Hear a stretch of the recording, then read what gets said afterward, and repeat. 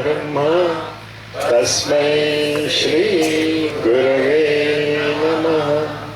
अखण्डमण्डलाकारं व्याप्तं येन चराचरं यत्पदं दर्शितं येन तस्मै श्री गुरवे नमः। రాబోయే 2 సంవత్సరాలలో ఇప్పుడు మీరు ఇక్కడ చేస్తున్నది యూనివర్సిటీస్లో చెప్పబడతాయి. ఇప్పుడున్న అనేక యూనివర్సిటీస్ మూసివేయబడతాయి. ఎందుకంటే ఇంతవరకు మనం చదువుకుంటున్న విద్య అంతా కూడా భోజనానికి మాత్రమే పనికొస్తుంది, జీవించటానికి ఉపయోగపడదు.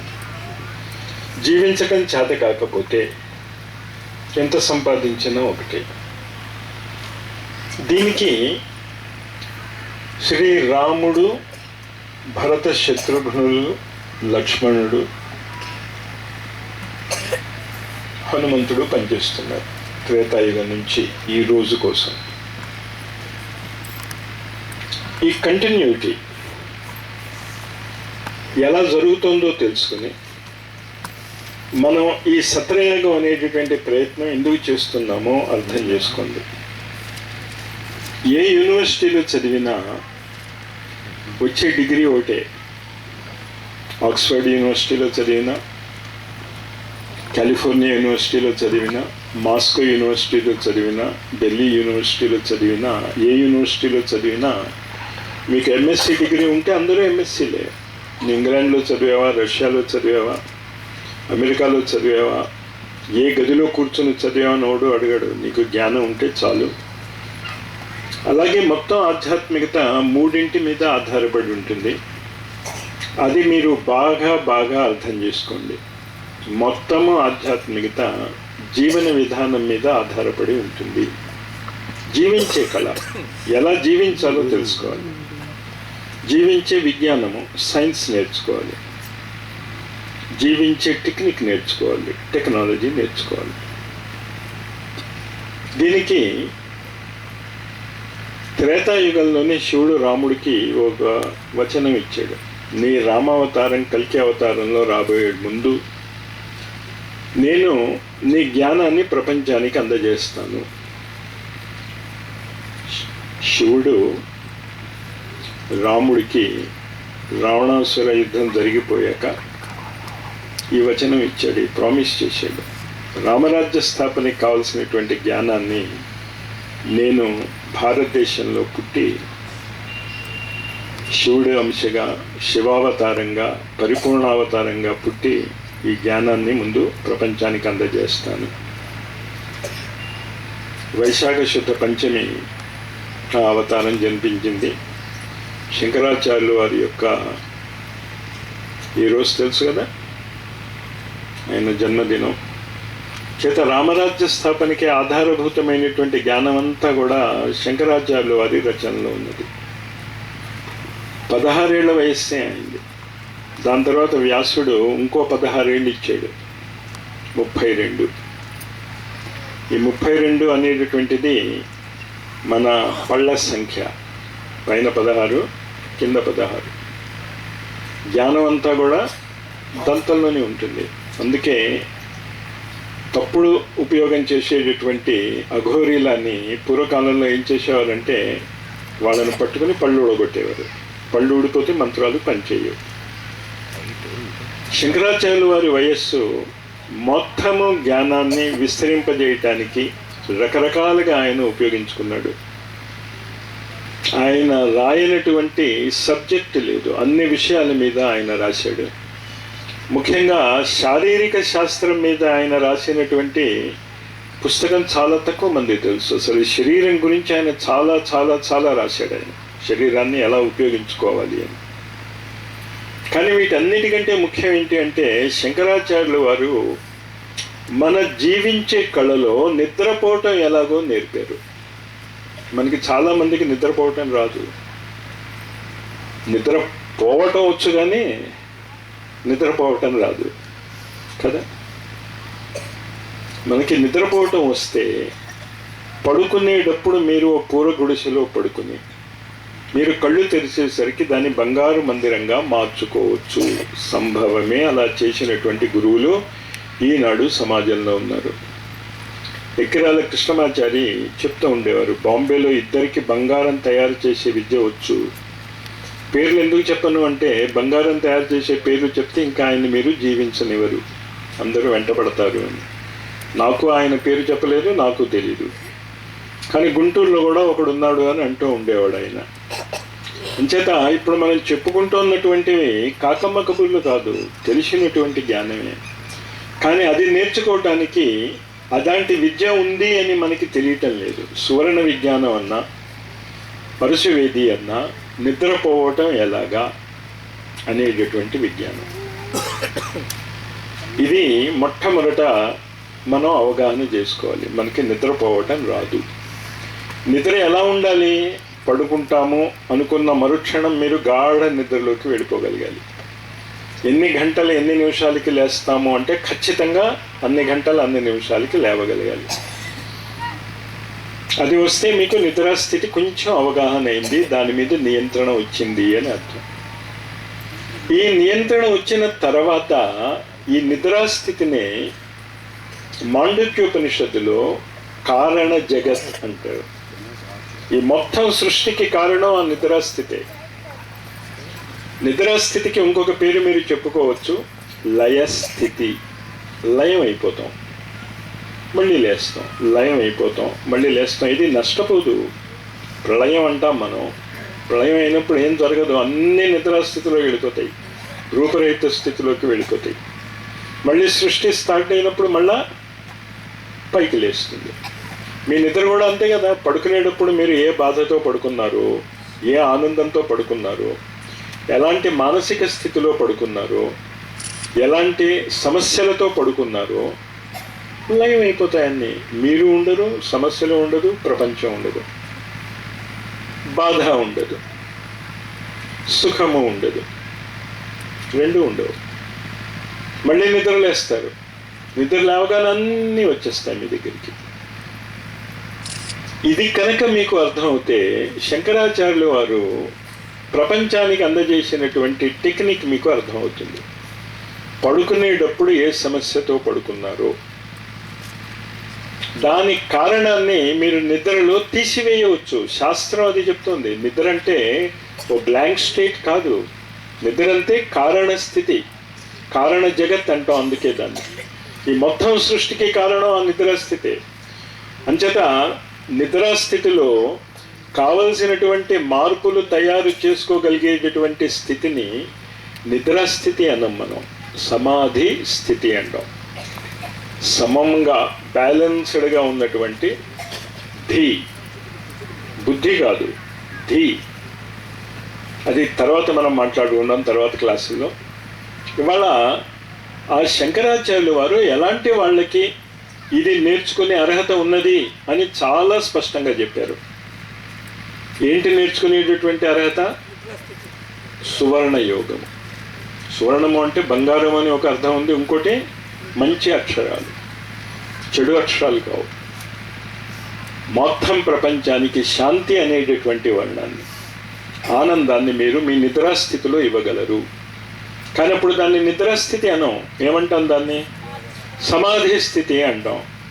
అంచతే శివకి పూజలు చేస్తూ శివమానసోపచార పూజలో చాలా స్పష్టంగా ఆయన ఒక శ్లోకం రాశాడు, నిద్ర సమాధి స్థితి. ఆ శ్లోకాన్ని మీరు ఖండత పట్టండి. ఇవాళ శంకరాచార్యుల వారికి మీరిచ్చేటటువంటి కృతజ్ఞత ఏమిటి అంటే, శంకరాచార్యుల వారికి మీరు ఇవ్వగలిగేటటువంటి సాధన ఏమిటి అంటే ఆ ఒక్క శ్లోకంలో చెప్పాడు ఆయన. ఆ ఒక్క శ్లోకాన్ని మీరు అవగాహన చేసుకోవటానికి మీకు అర్హత ఉందా లేదా, మీరు నేర్చుకోవచ్చా నేర్చుకోకూడదా అనేటటువంటిది తెలపటానికి ఆయన 4 దిక్కుల భారతదేశంలో తన ప్రధాన శిష్యుల్ని శంకరాచార్య పీఠాలుగా పెట్టాడు. కంచి, కామకోటి, పూరి, చాలా ఉన్నాయి ఆయనవి. కానీ ముఖ్యంగా తన మొదటి 4 శిష్యులతో ఈ సమాధి స్థితిని ఎలా అందజేయాలి ప్రపంచానికి అంతటికీ అన్నది కూడా చెప్పాడు ఆయన.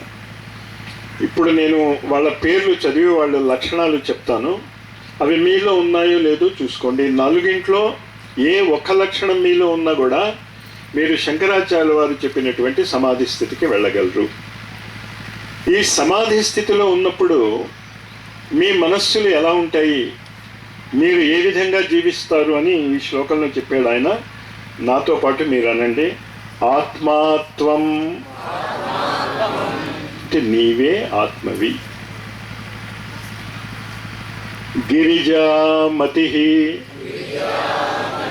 పార్వతీదేవి ఎవరు అంటే మీ బుద్ధే. ఆత్మ ఎవరు? నువ్వే. మీలో ఉన్నటువంటి బుద్ధి ఎవరు? పార్వతీదేవి. సహచరాః ప్రాణాః, మరి శివుడికి సహచరులు ఉంటారు కదా, ఆయనతో కలిసి తిరిగేవాళ్ళు, వాళ్ళ పేర్లు ఏమైనా చెప్పుకోండి మీరు, కానీ అవన్నీ కూడా మనకు ఉపయోగపడతాయి. భూతగణాలు అంటాం. చాలామందికి భూతగణాలు అంటే ఒక భయంకరమైన భావం వస్తుంది, కానీ ఉండేవి పంచభూతాలే. ఆకాశభూతము, వాయుభూతము, అగ్నిభూతము, జలభూతము, పృథ్వీభూతము. ఈ భూతగణాలన్నీ కూడా మన ప్రాణాలలో ఉన్నాయి. అపాన, ప్రాణ, వాయు, సమాన, ఉదాన.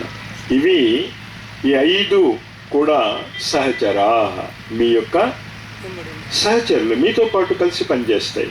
మీరు చాలా జాగ్రత్తగా ఈ ఒక్క శ్లోకంలో ఆయన మొత్తం సాధనా రహస్యాలు చెప్పేశాడు. ఆయన మీరేం చేసుకోవాలి అంటే, మొట్టమొదట మిమ్మల్ని మీరు మార్పులు వేసుకోండి. ఆత్మాత్వం, నువ్వు ఉన్నావా లేదా? ఉన్నావు కదా, ఆత్మ ఉంది. దాని తర్వాత ఏం చెప్పాడు? గిరిజా మతి, మతి ఉంది కదా, ఉందా? అది కొంచెం ఒక్కొక్కసారి వక్రం అవుతే అవ్వచ్చు, ఒకసారి కరెక్ట్గా అవ్వచ్చు, కానీ మతి ఉంది.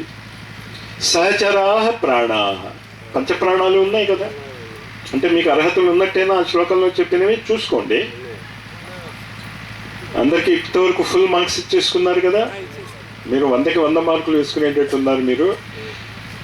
దాని తర్వాత శరీరం గృహం, మరి మన ఇల్లేంటి? ఈ శరీరమే. శరీరం ఉంది కదా. పూజాతే విషయోపభోగ రచన, చాలా జాగ్రత్తగా అర్థం చేసుకోండి. ఎంత ఇందులో ఆయన జ్ఞానాన్ని పిండేసి పెట్టేశాడు. పూజాతే విషయోపభోగ రచన, మీకు కావలసిన వస్తువు నిద్రాస్థితిలో పొందవచ్చు అని చెప్పాను నేను కదా. ఎలా పొందవచ్చో ఈ లైన్లో చెప్తున్నాడు ఆయన. పూజ చెయ్యాలి మీరు. మీకు చాలామందికి పూజ చేయటం అంటే భగవంతుడికి మాత్రమే చేసే పూజ అనుకుంటాం. మరి తెలుగులో ఉందో లేదో తెలియదు, కానీ హిందీలో భోజనానికి వెళ్తున్నప్పుడు పేట్ పూజ కర్నే జాతే హే అంటారు. అర్థమైందా? హిందీ పేట్ పూజ కర్నే జాతే అంటే భోజనం చేయడానికి ఏం పేరు పెట్టుకున్నారు వాళ్ళు? పేట్ పూజ.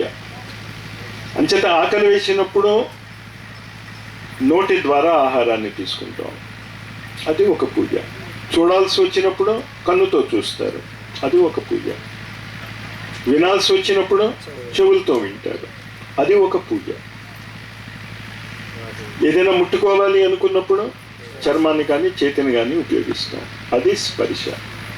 ఏదైనా వాసన చూడాలి అనుకున్నప్పుడు, అంచేత మనతో ప్రాణ సహచరులందరూ కూడా మనం ఏదైనా ఒక విషయాన్ని చేసుకోవాలి, తెలుసుకోవాలి అనుకుంటే వీటిని పూజగా ఉపయోగిస్తాం.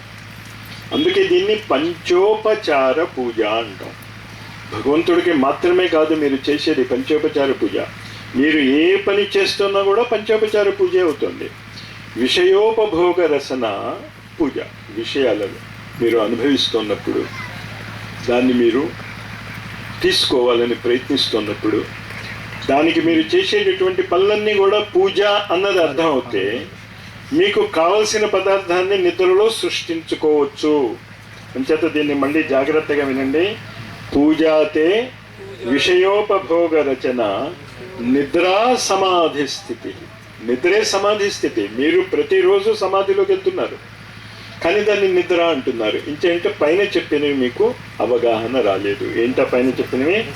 ఆత్మాత్వం గిరిజామతి సహచరా ప్రాణా శరీరం గృహం పూజాతే విషయోపభోగ రచన నిద్రా సమాధి స్థితి. సరే, లేచావు నువ్వు, నిద్రలో ఈ పనులన్నీ చేసేసుకున్నావు. కావలసింది పొందటానికి తగిన వాతావరణం పృథ్వీ గ్రహం మీద ఏర్పడింది. ఏర్పడ్డాక మీరు ఏం చేయాలి? సంచార పదయో. మీకు ఎక్కడికి వెళ్ళాలంటే అక్కడికి కాళ్ళతో వెళ్ళాలి. కారులో కూర్చుని వెళ్ళినా కారు ఎక్కడానికైనా కాళ్ళు కావాలి కదా, మళ్ళా లోపలికి వెళ్ళాలంటే కాళ్ళు కావాలి కదా. ఇంచేత మీరు సంచార, మీరు ఎక్కడికి వెళ్ళదలుచుకున్నారో దానిని కాళ్ళను ఉపయోగించుకుంటే ప్రదక్షిణ అవుతుంది.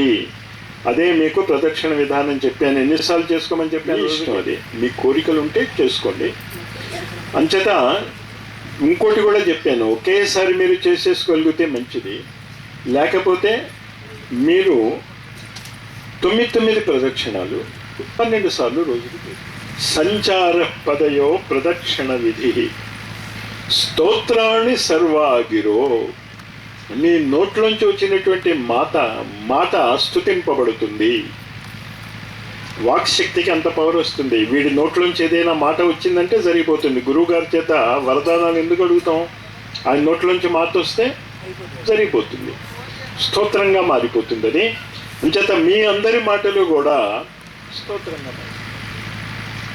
యజ్జత్ కర్మ కరోమి తత్తదఖిలం. నేను ఏ పని చేసినా కూడా శంభో తవారాధన. ఈ మానసిక స్థితి మనం తెచ్చుకోవాలి. ఈ శ్లోకాన్ని మీరు అడిగి రాసుకుని ఇవాళ తీసుకోండి. డైరెక్ట్గా శంకరాచార్యుల వారి పుట్టినరోజు నాడు ఆయన సర్వజ్ఞానాన్ని ప్రపంచానికి అందజేసినటువంటి రోజు.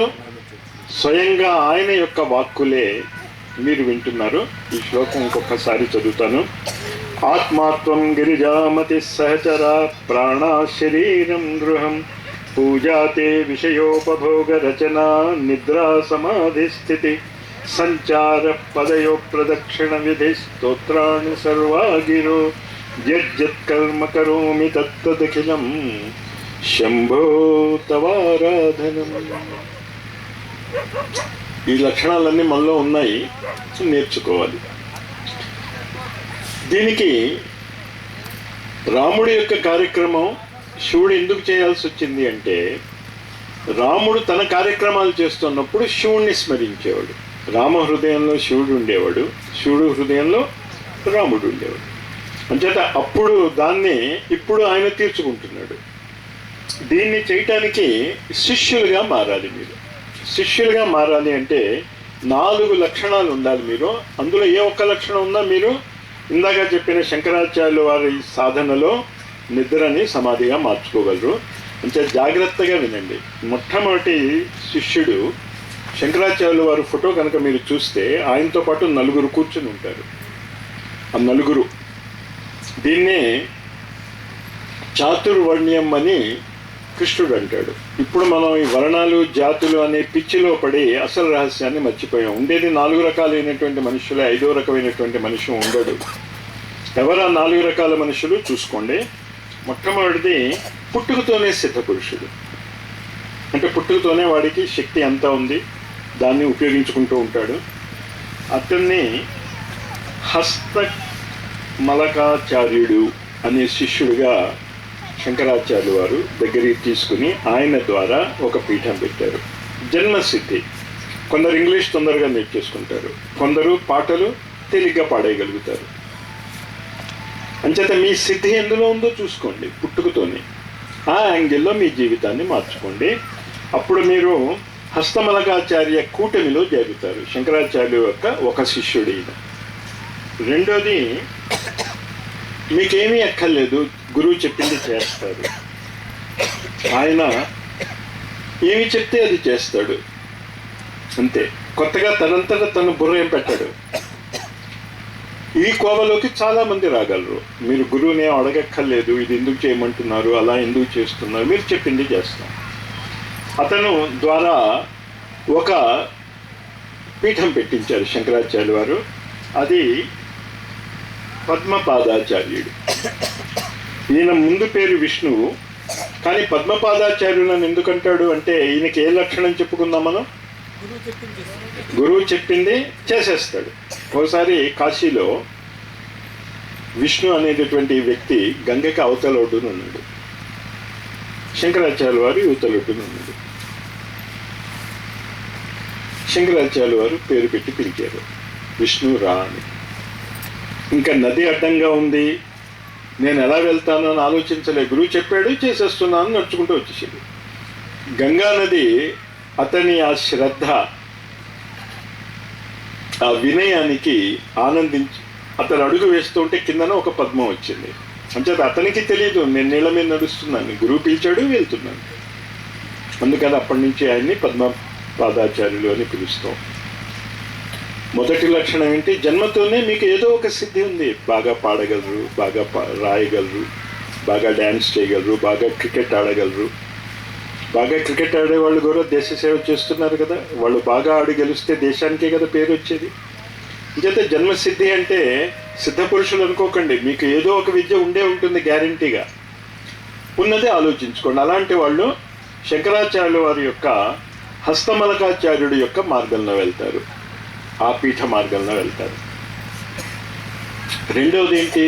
నాకేం తెలియదు, నువ్వేం చెప్తావో వచ్చేస్తా, రమ్మంటే వస్తా, పొమ్మంటే పోతా, కూర్చోమంటే కూర్చుంటా, వెళ్ళమంటే వెళ్తా, చదువుకోమంటే చదువుకుంటా, ఇది చదువు అప్పచెప్పమంటే అప్పచెప్తా. అర్థమైంది కదా? ఇది రెండో రకమైనటువంటి శిష్యుడు. ఇతను పేరు పద్మాచార్యుడు. మూడో రకమైనటువంటి శిష్యుడు ముందు వేరే మార్గంలో ఉన్నాడు, మండన మిశ్రుడు అని కాశీలో వేరే మార్గంలో నడుస్తూ ఉండేవాడు. మంచి పండితుడు, చాలా గొప్ప పండితుడు ఆయన. శంకరాచార్యుల వారితో వాదనకి దిగాడు. వాదనకి దిగితే ఆ వాదనకి జడ్జిగా ఎవరుంటారు అంటే మండన మిశ్రుడు భార్యే ఉంది. అంచేత స్త్రీలు వేదాలు చదువుకోవచ్చా, మంత్రాలు చదువుకోవచ్చా అంటే శంకరాచార్యుల వారి జీవితంలోనే జరిగిన ఈ సంఘటన గుర్తుంచుకోండి. శంకరాచార్యులు లాంటి మహావిద్వాంసుడు, మండన మిశ్రుడు లాంటి మహావిద్వాంసుడికి మధ్య శాస్త్రార్థం జరుగుతూ ఉంటే జడ్జిగా మండన మిశ్రుడు భార్యే ఉంది. అక్కడ కూడా గొప్పతనం చూడండి. అప్పుడు ఆ కాలంలో భార్యని నేను ఎలా పెట్టుకుంటాను? భార్య అయితే ఎప్పుడు నా ఒకటే కదా. కరెక్ట్గా శాస్త్రార్థం జరిగితే ఎవరు కరెక్టో వాళ్ళకే. అలాంటి ఆదర్శవంతమైనటువంటి కాలంలో ఈ శాస్త్రార్థం జరిగిన తర్వాత మండన మిశ్రుడు ఓడిపోతాడు. అప్పుడు అతను ఉన్నటువంటి మార్గాన్ని వదిలేసి శంకరాచార్యుల వారి మార్గానికి వస్తాడు. అప్పుడు అతని పేరు సురేశ్వరాచార్యుడు. అంచేత ఇతనేంటి? జ్ఞానం ఉంది, తెలివితేటలున్నాయి, పాండిత్యం ఉంది, కానీ అది తప్పు మార్గంలో వెళ్తుంది. ఈనాడు చాలా మందికి మనం చూస్తూ ఉంటాం, జ్ఞానం అది ఉంటుంది కానీ సమాధి స్థితి ఒకటి ఉందని, కారణ జగత్తు ఒకటి ఉందని, ఆ నిద్రాస్థితిలోనే సంపూర్ణ ప్రపంచానికి శాంతి కలగజేయవచ్చు. కానీ అప్పుడు దాన్ని నిద్రాస్థితి అన్నాం మనం, దాన్ని ఏమంటాం మనం?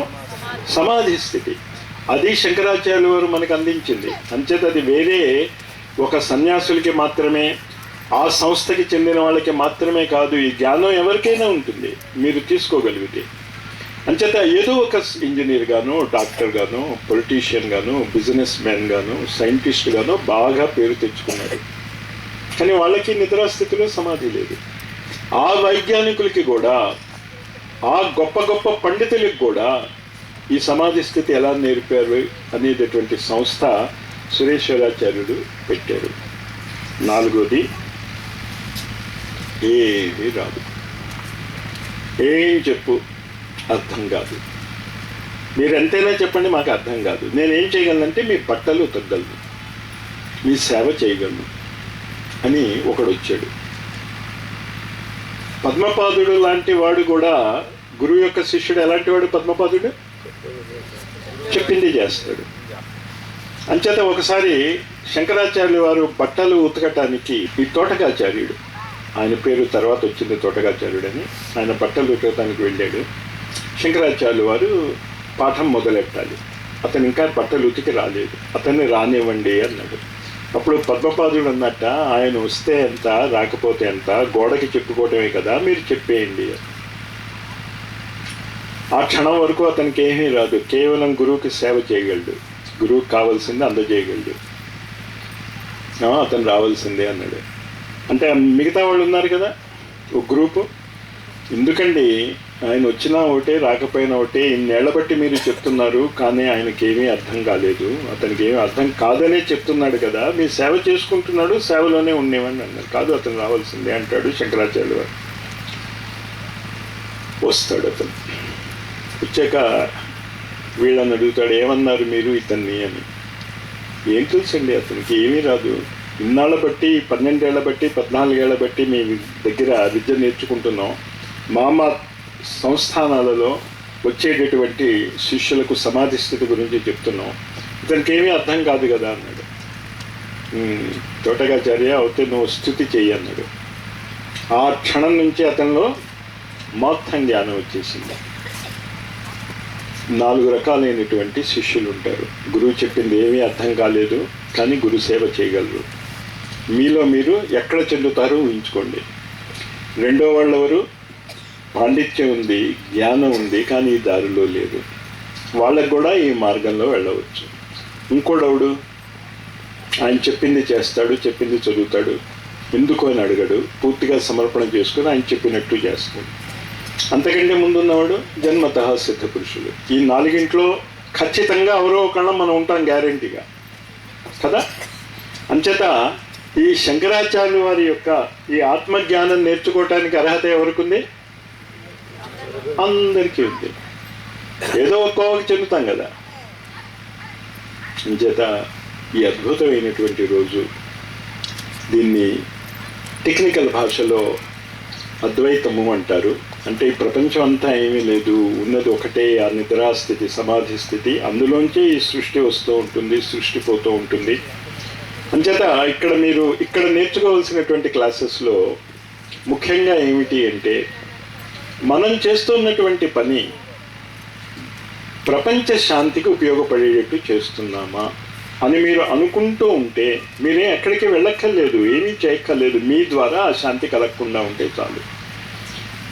ఆ సాధనకి సంబంధించినటువంటి అనేక సంస్థలు పనిచేస్తూ ఉన్నాయి. ఇప్పుడు వేరువేరు పేర్లతో శంకరాచార్యుల వారు అనేక రూపాలు దాల్చి, మీరు శ్వాసని గమనించుకోండి, శాంత స్థితిలోకి వెళ్ళిపోండి అంటే అద్వైతమేగా చెప్తున్నారు వాళ్ళు. అంచేత ఈ సంస్థలన్నీ కూడా కలిసి ఎవరికి వారు ఏ స్థాయిలో ఉన్నటువంటి శిష్యులకి ఏ సంస్థ పనిచేస్తుంది అని అర్థం చేసుకుని ఆ సంస్థ యొక్క కార్యక్రమాలు చేసుకుంటూ మీ గురువుని మార్చుకోకుండా, ఎలిమెంటరీ స్కూల్లో గురువులు ఉంటారు, 10th క్లాస్లో గురువులు ఉంటారు, ఇంటర్మీడియట్లో గురువులు ఉంటారు, ఎంఎస్సీలో గురువులు ఉంటారు. గురువుని మార్చం. మనం ఏ విద్య నేర్చుకుంటున్నామో ఆ గురువు దగ్గరికి వెళ్ళి నేర్చుకుని వచ్చేస్తాం. ఆ గురువు అక్కడే ఉంటాడు. ఎంఎస్సీ క్లాస్ చెప్పేవాడు అక్కడే ఉంటాడు, బిఎస్సీ క్లాస్ చెప్పేవాడు అక్కడే ఉంటాడు, ఇంటర్మీడియట్ క్లాస్ చెప్పేవాడు అక్కడే ఉంటాడు. మీరు ఇంటర్మీడియట్ చదవాలి అంటే ఆ గురువు దగ్గరికి వెళ్తారు, బిఎస్సీ చదవాలి అంటే ఆ గురువు దగ్గరికి వెళ్తారు, ఎంఎస్సీ చదవాలి అంటే ఆ గురువు దగ్గరికి వెళ్తారు. ఇదంతా చదివాక ఏం చేస్తారు? మీరు అక్కడ ఉండిపోరు, బయటకు వస్తారు, సమాజానికి వస్తారు, సమాజానికి మీరు ఉపయోగపడతారు. ఈ ఉపయోగపడటానికి కావలసినటువంటి శంకరాచార్యుల వారు ఇచ్చినటువంటి సందేశాన్ని ఒకే ఒక మాటలో గుర్తుంచుకోండి. బ్రహ్మ ఒక్కడే సత్యము, జగత్తు మిథ్య. మిథ్య అని ఎందుకన్నాడు అంటే ఇది మాయా అని అంటం లేదు. ఇంకంటే ఇది మాయా అవుతే ఇన్ని పీఠాలు ఎందుకు పెట్టడం? ఆయనే పెట్టాడు కదా ఈ పీఠాలన్నీ. ఇదంతా మాయా అని చెప్పినప్పుడు ఎందుకయ్యా మాయలో ఇంకో మాయ, ఇంకో పీఠం? మాయా అంటే ఆయన ఉద్దేశం అది కాదు.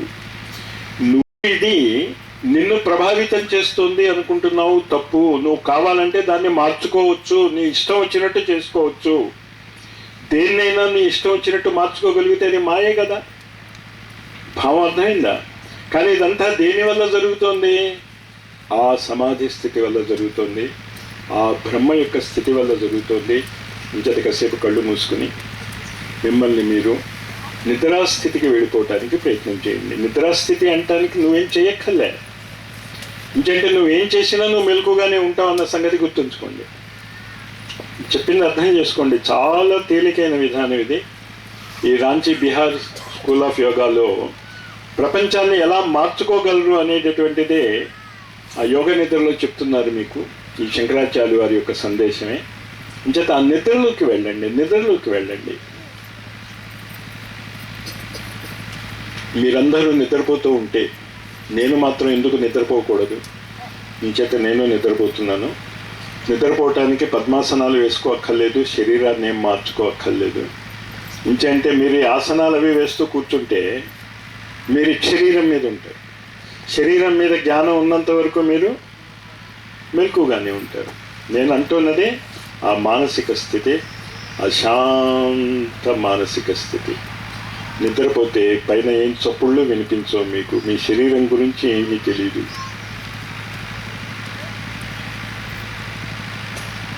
అదే స్థితిలో ఉండండి.